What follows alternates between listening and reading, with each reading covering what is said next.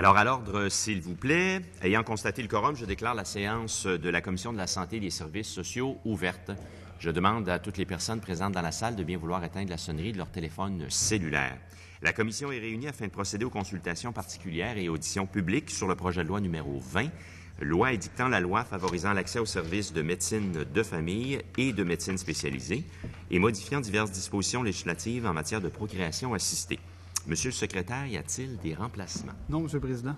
Alors, ce matin, nous recevrons les représentants de la Fédération médicale étudiante du Québec ainsi que les représentants de la Fédération interprofessionnelle de la santé du Québec. Nous ajournerons nos travaux à 18 heures. Alors, bienvenue à vous, bienvenue en votre Assemblée nationale. Vous disposez d'une période de présentation de 10 minutes. Par la suite, nous ouvrirons les échanges avec les parlementaires. Lors de votre présentation, s'il vous plaît, prenez le soin pour des fins d'enregistrement de bien vouloir vous identifier ainsi que préciser vos fonctions. Alors, sans plus tarder, la parole est à vous. Merci, Monsieur le Président. Monsieur le ministre, Mesdames et Messieurs les parlementaires, membres de la Commission, je me nomme Serge Quévérien, président de la Fédération médicale étudiante du Québec. Je suis accompagné à ma droite d'Alexis Rompré-Brodeur, délégué aux affaires politiques de la Fédération. À sa droite, de Jessica Ruel-La-Liberté, présidente du regroupement des étudiantes en médecine de l'Université de Laval. Et à ma gauche, d'Ariane Veilleux-Carpentier, présidente de l'Association des étudiantes et étudiantes en médecine de l'Université de Montréal. J'aimerais souligner le travail des personnes qui m'accompagnent aujourd'hui, de même que celui de Philippe Giguère et Alexandre Roland-Derry pour leur contribution au mémoire que nous vous soumettons aujourd'hui. Monsieur le Président, je souhaite vous remercier personnellement de nous offrir l'opportunité de venir ici exprimer le point de vue des étudiantes en médecine. Nos étudiants et confrères sont conscients que l'adoption d'un tel projet de loi viendrait changer radicalement la pratique de la médecine au Québec, et particulièrement celle de la médecine familiale. Selon les projections du ministère, dans moins de 2 ans, ce sera 55 % de nos étudiants finissants qui se verront offrir des postes de résidence en médecine familiale. Les inquiétudes des étudiantes en médecine du Québec que nous vous présenterons aujourd'hui portent sur la qualité et l'accessibilité des soins aux patients, sur la dévalorisation de la carrière en médecine familiale, sur la qualité de l'enseignement, ainsi que sur le sort des femmes que nous côtoyons, qu'elles soient étudiantes ou médecins. En premier lieu, ce projet de loi est en dissonance avec les valeurs véhiculées tout au long de notre formation médicale. Laissez-moi ici expliquer pourquoi. Les mesures inscrites au projet de loi ont mené à un fort sentiment de dévalorisation de la carrière en médecine familiale, dont tous ont entendu les échos. Deuxièmement, il ne faut pas sous-estimer l'impact que les quotas prévus auront sur la qualité des soins aux patients. Plusieurs intervenants l'ont mentionné dans ces murs ici. Si les quotas limitent la pratique de la médecine familiale, le nombre de patients vus en une journée explosera et le temps qui leur sera consacré sera fortement réduit. Sachez que les médecins de famille qui travaillent à haut débit et qui valorisent peu la relation patient-médecin sont présentés dans la littérature scientifique comme des contre-modèles de la pratique en médecine familiale. Tout au contraire, des entretiens attentifs qui valorisent la relation patient-médecin permettent aux patients d'être des partenaires de leurs propres soins. Et cela donne les meilleurs résultats sur les indices de santé populationnelle. Monsieur le Président, avisé sur un format où priment les quotas, les taux d'acidité et autres notions comptables, les étudiants ne souhaitent pas devenir ces contre-modèles de la pratique médicale où l'entretien et la relation avec le patient sont mis au second plan. Pourquoi? Parce que ce sont les patients qui en paieront directement le prix. En deuxième lieu, nous ne pourrons jamais assez souligner l'importance de la médecine familiale et des services de première ligne. Les omnipraticiens sont la porte d'entrée dans le réseau de la santé pour la population. Ils ont un rôle autant préventif que dispensateur de soins. Le ministère de la Santé et des Services sociaux a toujours été conscient de cette réalité et du besoin vital en médecine de famille dans le système de la santé. C'est pourquoi, de concert avec la FMRQ, la FMOQ et la FMEQ et le Collège québécois des médecines de famille, le ministère avait mis sur pied en 2009 le groupe de travail sur l'attractivité et la valorisation de la carrière en médecine familiale. Ce groupe a établi une série de stratégies et de recommandations publiées en 2010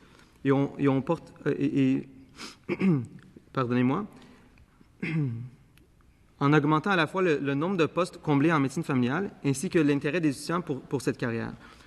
Donc, pour préciser mes propos, je vous rapporte ici aux figures numéro 1 et numéro 2 de notre mémoire. Donc, premièrement, en 2007, seulement 74 % des postes de résidence en médecine familiale étaient comblés, alors que ce chiffre a grandi au courant des années qui suivaient pour atteindre 86 % au jumelage de 2013 et même 90 % celui de 2014. Deuxièmement, alors que 30 des étudiantes en 2007 avaient placé la médecine familiale en premier choix, c'est désormais 38 des étudiants qui sont fait ce choix en 2014. Force est d'admettre, les efforts de ce groupe ont porté fruit. Cependant, et contrairement à cette tendance, ce qui est mis de l'avant avec ce projet de loi fait marche arrière et tendra à renverser la vapeur en ce qui a trait à la valorisation de la carrière en médecine familiale. À la FMQ, nous demandons alors pourquoi il est nécessaire de bouleverser ces efforts alors que nous commençons à peine à en voir les effets. La question que nous posons au ministre est la suivante. Pourquoi changer ce qui fonctionnait déjà? Avec l'adoption de son projet de loi 20, le Québec sera la première province à imposer des mesures coercitives et contraignantes à la pratique de la médecine familiale. La FMQ est d'avis que cela pourrait pousser nos finissants à se tourner préférentiellement vers des pratiques en spécialité ou encore choisir des pratiques de médecine dans les autres provinces canadiennes. Comme nous l'avons vu en Angleterre, nous craignons que l'application de pareilles contraintes nuise directement à l'objectif principal de ce projet de loi, l'accessibilité aux soins. En effet, suite à l'application de multiples mesures contraignantes à la pratique de la médecine familiale visant aussi à améliorer l'accessibilité, l'Angleterre a fait face à des départs massifs vers la retraite, de même qu'un désintérêt marqué des étudiantes pour la médecine familiale. Au final, l'Angleterre se retrouvera avec un problème encore plus grand d'accessibilité aux soins. C'est précisément ce que nous craignons voir apparaître au Québec. En troisième lieu, nous redoutons fortement que le projet de loi réduise la qualité de l'enseignement de la médecine. En effet, cet enseignement dépend des omnipraticiens. Avec l'application des mesures contraignantes du projet de loi numéro 20, ces médecins n'auront plus assez le temps à consacrer pour enseigner aux étudiants du préclinique comme de l'externat. La démission de bon nombre de professeurs est attendue dans les prochains mois sur tous les campus si ce projet de loi est adopté. Précisément, il nous semble impensable de maintenir un enseignement dans les campus régionaux, Trois-Rivières et Chicoutimi, où les médecins de famille constituent les piliers de l'enseignement. Ce qui est présentement proposé dans les règlements associés au projet de loi 20 est qu'une heure d'enseignement dans une faculté de médecine équivaut à un patient. Cette équivalence est loin d'être suffisante pour la complexité et la diversité des tâches d'enseignement prodiguées dans les programmes de médecine. Monsieur le Président, est-ce que nos facultés ont été consultées afin de dresser un tableau réaliste des exigences en temps nécessaire pour les différentes tâches d'enseignement, autant en milieu hospitalier, communautaire que facultaire? Dernièrement, Monsieur le Président, savez-vous que nous comptons au Québec approximativement 60 des femmes étudiantes de la médecine? Cette proportion, en d'autant plus importante jusqu'à 70 lorsque nous regardons les cohortes de résidence en médecine familiale. Nous jugeons ici important de vous mentionner que nous craignons les effets néfastes que les mesures prévues au projet de loi auront sur nos collègues. Alors que certains seraient tentés de comparer strictement en termes de nombre d'actes facturés pour expliquer la différence de salaire d'environ 40 000 $ entre les hommes et les femmes médecins, la littérature scientifique québécoise nous informe que nos collègues de sexe féminin ont des meilleurs résultats en termes d'indicateurs de qualité de soins. Peut-être qu'ils facturent moins d'actes à la RAMQ, mais elle assure une prise en charge globale des patientes associées à un nombre réduit de visites superflues. Comme l'a remarqué le Conseil du statut de la femme, les mesures du projet de loi, et particulièrement les quotas ainsi que les taux d'assiduité, pénaliseraient davantage les femmes que les hommes en médecine familiale. En 2015, et alors que le Québec a connu plus de 50 ans de lutte pour l'égalité hommes-femmes, cette réalité pour nous était absolument inconcevable. À la lumière des différentes interventions publiques, la Fédération médicale étudiante du Québec propose les recommandations suivantes pour améliorer l'accessibilité.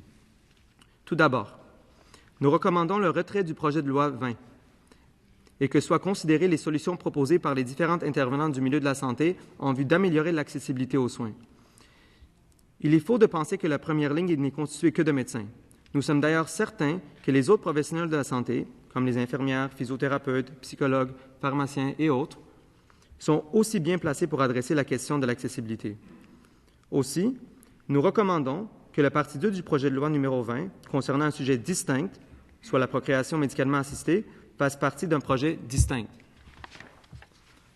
De plus, nous proposons de miser sur l'implantation définitive du dossier médical électronique au Québec. Par la suite, nous pensons qu'il est essentiel de favoriser le modèle d'accès adapté dans les cliniques médicales. Ensuite, nous proposons de poursuivre l'implantation massive des GMF à travers la province, avec cependant l'application de mesures sanctionnelles prévues aux contrats établis avec les GMF, notamment relativement aux heures d'ouverture. Advenant la mise en dépôt du projet de loi numéro 20, la FMQ s'engage à promouvoir auprès des facultés l'implantation de cours dans le cursus médical ayant pour l'objectif la sensibilisation au surdiagnostic et à une conduite clinique économiquement viable, ainsi que l'implantation d'un programme de valorisation de la productivité chez nos étudiants. Advenant que le gouvernement décide d'aller de l'avant et d'adopter le projet de loi numéro 20, la FMQ souhaite formuler les recommandations suivantes. Nous proposons que le ministère de la Santé et des Services sociaux démontre, chiffre à l'appui, que les quotas des patients imposés aux médecins de famille n'auront pas d'effet délétère sur la nature de la clientèle suivie par les médecins de famille. Aussi connu sous le nom de cherry picking, ce type de phénomène tend à la sélection de patients basés sur leurs caractéristiques dans le but d'atteindre des quotas plutôt que de répondre aux besoins de la population à desservir. Nous recommandons aussi une reconnaissance adéquate et juste des tâches d'enseignement dans ce projet de loi et dans les projets de loi futurs.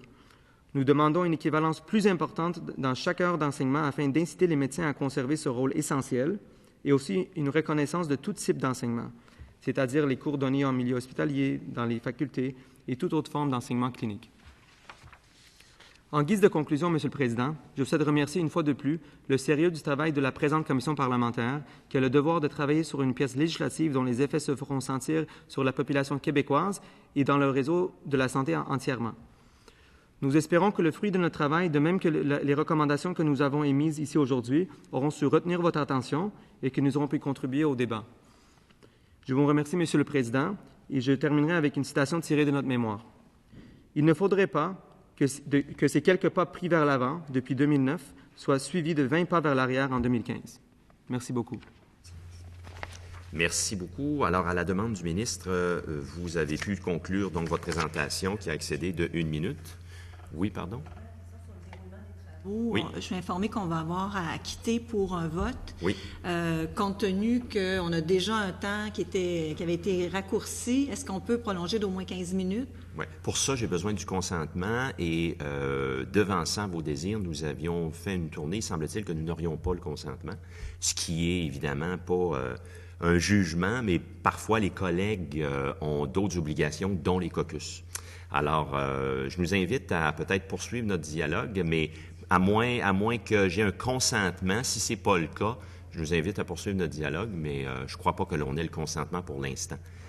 Alors, Monsieur le ministre, vous avez un temps de 10 minutes 15, ayant permis 1 minute additionnelle pour qu'ils terminent, évidemment, nos représentants de la Fédération médicale étudiante du Québec, leur présentation. Alors, le ministre, la parole est à vous, 10-15. Merci, Monsieur le Président. Alors, M. Keverian, Mme Carpentier, Mme Ruel-Laliberté et M. Rompré-Brodeur, bienvenue. On n'a pas beaucoup de temps. Alors, je vais aller directement aux questions que j'aimerais vous poser. J'ai pas bien saisi, puis j'aimerais ça que vous me clarifiez votre position sur votre... Vous avez fait référence à l'Angleterre. J'ai perçu ça négativement, là. Est-ce que vous voulez reprendre ça, ce bout-là, parce que vous avez pris l'Angleterre comme un exemple à ne pas faire? Oui, certainement, Monsieur le ministre. Et pour cette question, je référerai à Alexis Rompré-Brodeur pour compléter sur la question. Oui. La nature de notre position par rapport à la situation en Angleterre se rapporte à des articles que nous avons pu trouver dans des journaux sérieux tels que la BBC qui citaient des problèmes liés à l'accessibilité et à la formation en médecine familiale en Angleterre. Il faut comprendre que ce qui vient limiter pour les étudiants, c'est quelque chose que nous avons souhaité présenter dans le mémoire, l'intérêt pour la médecine familiale. Un des critères qui est important est la quantité de mesures, qu'elles soient bureaucratiques ou simplement qui viennent encadrer de manière rigide la pratique de la médecine familiale, vient décourager les étudiants à prendre cette carrière.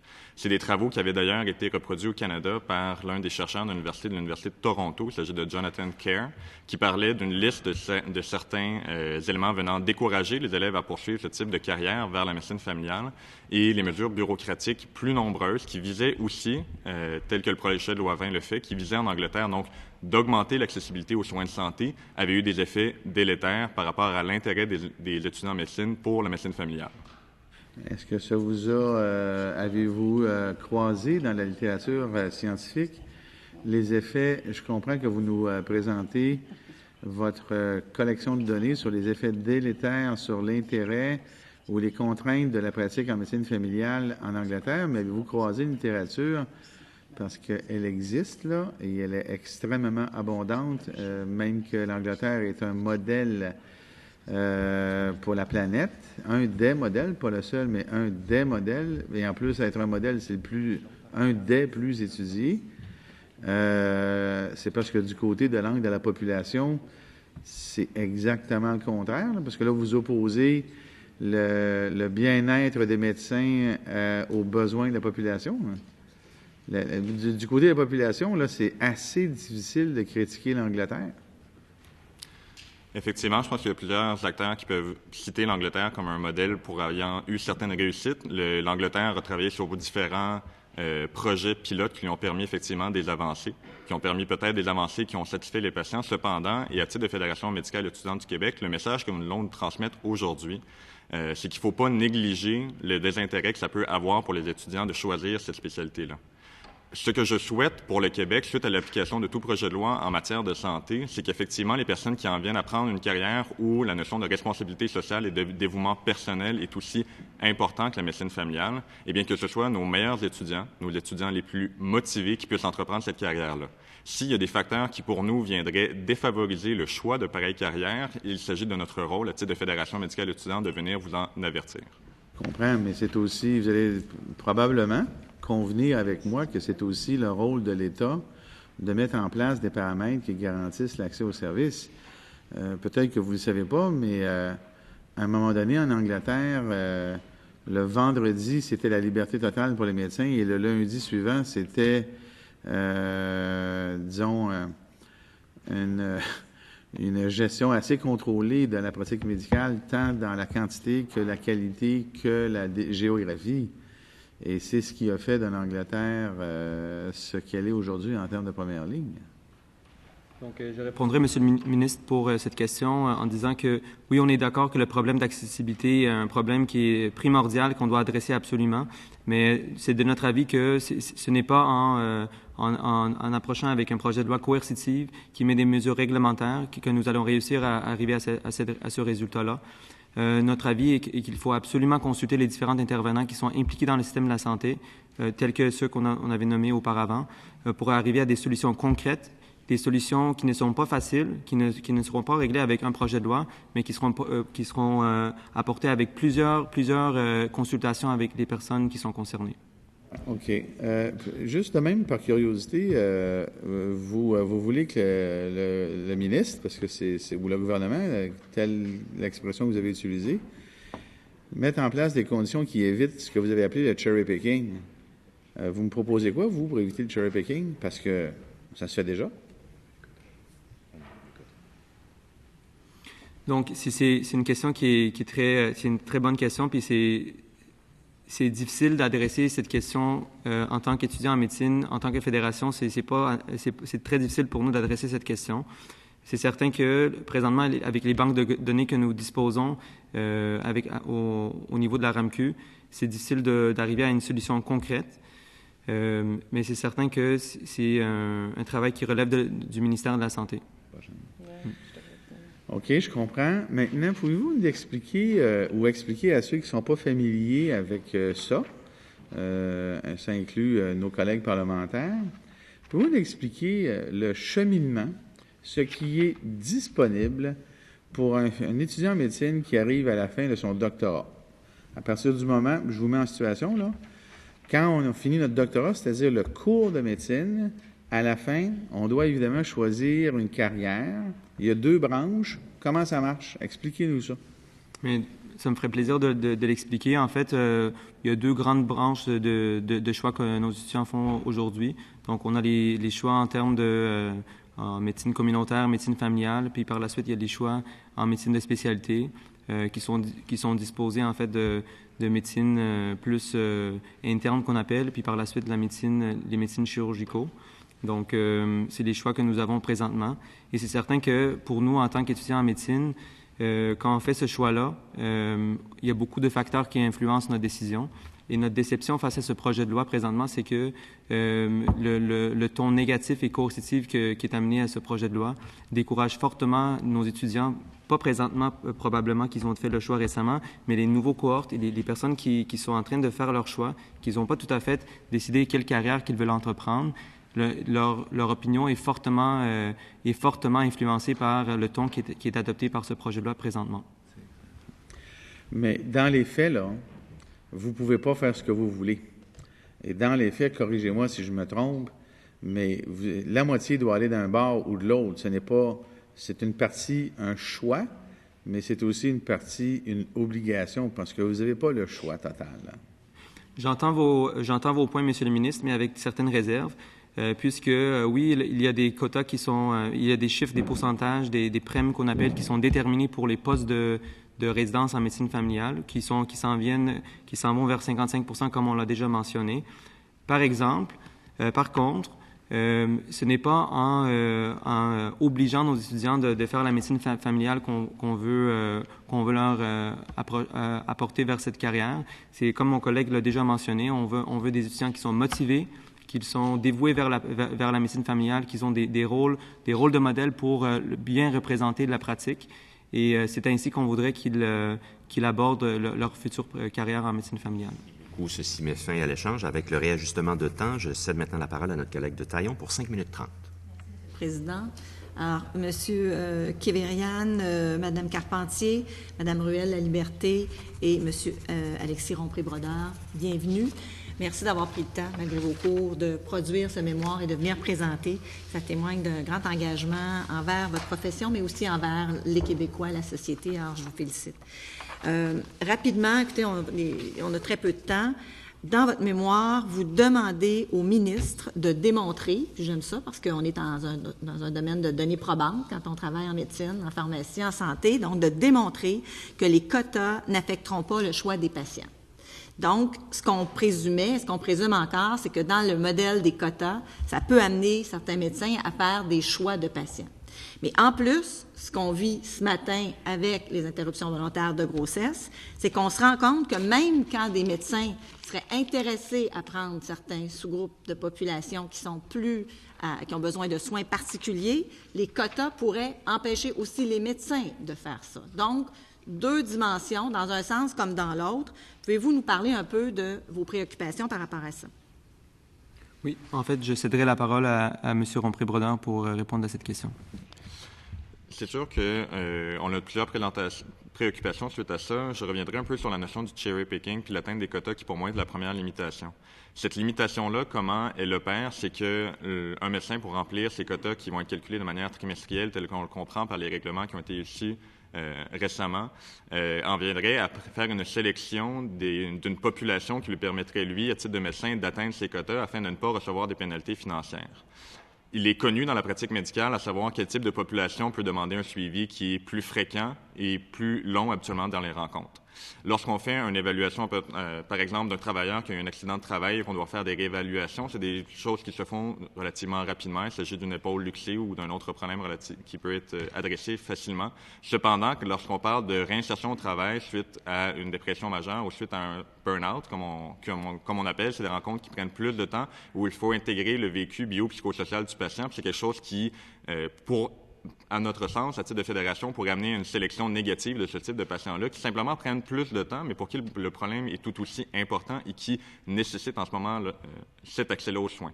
Je reviendrai encore sur cet exemple-là. Au Québec, on a un manque flagrant de psychologues au sein du système public. Si ces patients-là ne peuvent pas être suivis par les psychologues au public et que les médecins de famille ensuite viendraient à défavoriser dans les listes de patients qu'ils devraient suivre, eh bien, c'est des personnes qui vont tomber entre 2 chaises et c'est quelque chose qui, à long terme aussi, je me permets de le rappeler, finit par coûter très cher à l'État que l'absentéisme au travail.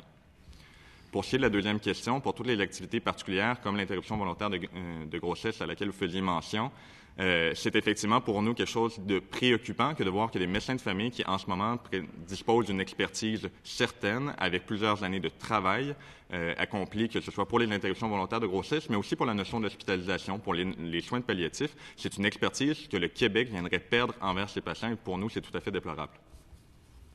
Et moi, je retiens beaucoup démontrer. Et je pense qu'on est en train de faire une réforme majeure dans le système de santé et le ministre nous dit qu'il a fait des consultations, il a parlé à 2-3 personnes, il a évalué certaines choses et là, on le voit, il n'y a pas rien de solide sur lequel il peut démontrer que ces quotas ont été faits de façon rigoureuse et vont nous garantir que l'ensemble de la population du Québec va être capable d'être soignée, d'être prise en charge, parce que l'exercice il a été fait en fonction des médecins.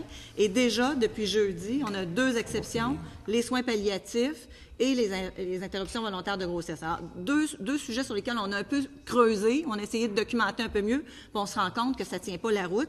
Vous parlez de santé mentale, c'est évident que c'est un enjeu important. On peut parler de la toxicomanie, il y a un petit ajustement de ratio, mais très peu. Comment on peut être sûr sur quelles données vraiment démontrer, parce que là, on est en train de baser notre système de santé, la rémunération des médecins, mais de donner des promesses d'accès sur une base aussi aléatoire, aussi émotive, parce que le médecin n'aime pas, le ministre n'aime pas qu'on parle de ça, mais là, ça semble être beaucoup, beaucoup intuitif, son affaire. En réponse, pour nous, pour être capable de produire ce type de données-là probantes, je pense qu'une mesure prudente serait de procéder effectivement à des projets pilotes pour voir comment on est capable de suivre ce type de population-là sans avoir un impact sur le suivi de ces populations-là. Ce genre de projet-là n'a ni été proposé, ni même, je crois, n'a été dans les carnets du ministère jusqu'à maintenant. Pour nous, ça serait une manière pertinente et posée que de pouvoir adresser la question. Pour les 30 secondes qui restent, terminées, collègue, je vous en prie. D'accord. Donc, moi, en tout cas, je retiens beaucoup votre demande de dire au ministre qu'il nous démontre sur quoi il s'est basé pour faire ces ratios-là.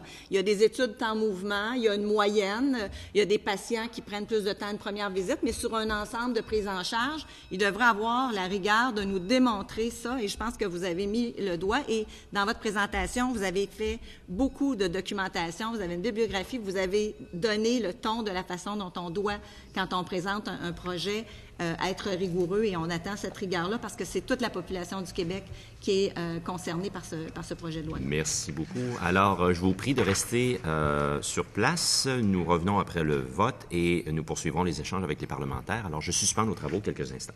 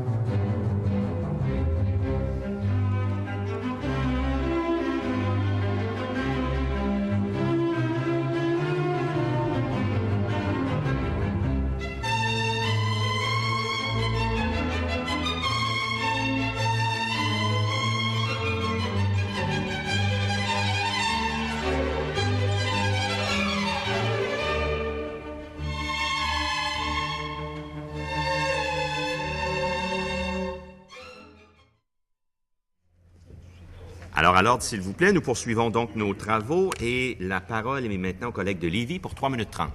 Merci, Monsieur le Président. Merci d'être avec nous, M. Kévérian, Mme Carpentier, Mme Ruel-La-Liberté, M. Rompré-Brodeur.